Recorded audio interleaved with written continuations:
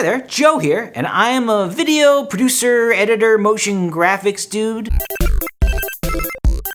Anyhow, I help my wife with some of her videos for her YouTube channel, Coder, a channel dedicated to learning to code. She's gotten a lot of compliments from people on the polish, which is always nice to see, so thank you. But she's also gotten a lot of questions from fellow content creators about, well, like, how does she, a person with little to no video experience, put out high-end videos? And her answer has mostly been, oh, I married my production unit. Like, that's what you gotta do, find a video producer out there and, rope them in. Joking aside, can you improve educational content that's predominantly screen capture without having to splurge on green screens, After Effects, and so on? Because those things are prohibitively time-consuming and costly. And, well, yes.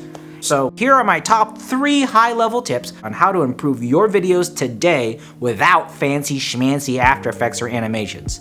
I mean, it's still a lot of hard work, but it's worth it. So here we go. By the way, this video is sponsored by food. Food! Eat it, or you'll die. Affiliate links aren't in the description. Okay, thanks, bye, whatever. Okay, tip number 1. You need to understand that you are a storyteller. Even though you're making fancy videos on the webs, you're actually practicing the ancient art of storytelling. Well, more or less. The ultimate challenge you face to engaging your video audience isn't so different from someone who's like lecturing at a podium or talking around a campfire. Sure, your medium has changed, but the audience is the same old people. And because the audience is like you or me, you can totally look at the content that you like to consume, and it could be from the news, stand-up comedians, teachers you've had, YouTubers, and say, hey, there's something about this person that's kind of engaging, and you can start to experiment to see if there's a version of that performance that works well for you. And specifically to you as an orator?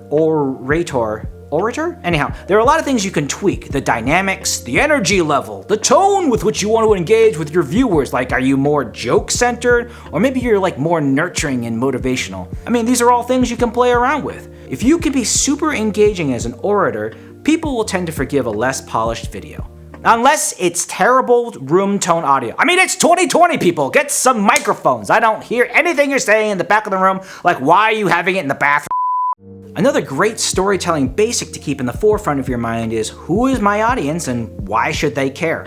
Here's an example. Do you remember the last time you looked for a recipe and had to read a life story before you got the info you wanted? Last fall, I tagged along with my husband, borrowing of our neighbor's country. Nobody cares! Just give me the recipe! Keep this perspective in mind the next time you want to spend 3 minutes farting around in your intro, and then you start to intro your sponsor. I mean, like, if people don't know why they're watching your video, and you don't quickly answer why they should care, you're gonna lose viewers. That's huge.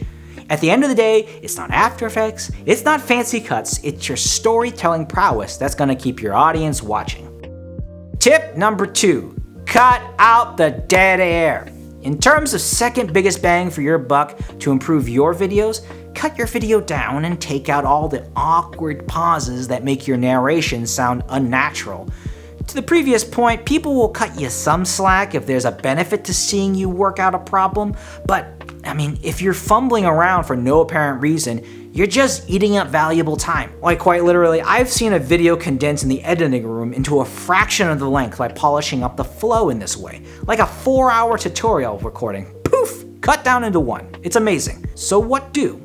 At the minimum, cut out the silences so that if you were to close your eyes, it sounds like you're talking naturally. This is one of the first steps I take whenever I edit mini docs, or really anything, and we call it the radio edit. Like, I don't even care what's going on visually at this point. I just want to make sure the story flows to my ears. This could be a little difficult if English isn't your first language, but it goes back to the first point where maybe you find inspirations of who you want to sound like, and then you can use that to train your ear.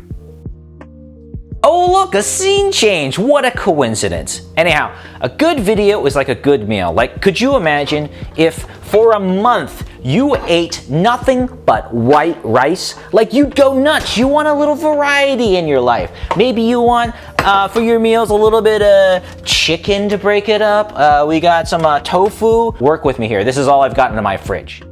Same with video. Adding B-roll, which is supplemental video to your main material, or alternate angles or zooms, are a quick and easy way to keep that visual interest up. You can also use bullet points and title screens to hide some of that dead air editing, or as a way to draw the viewer's attention to the important information that you're talking about.